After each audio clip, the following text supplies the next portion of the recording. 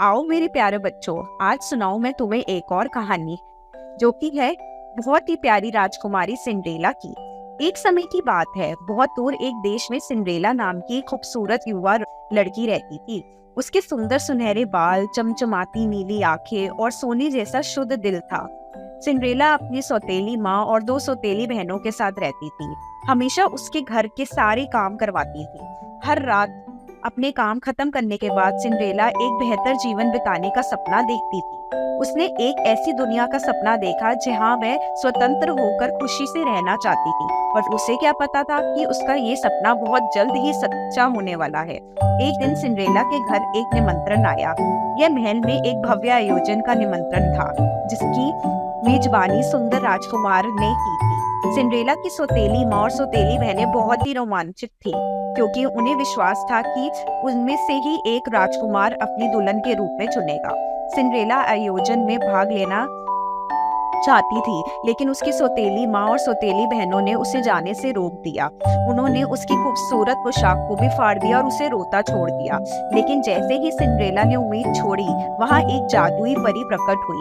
परी ने अपनी घड़ी घुमाकर सिंड्रेला की फटी हुई पोशाक को एक शानदार गाउन में बदल दिया और पुराने जूतों को चमचमाती कांच की चप्पलों में बदल दिया।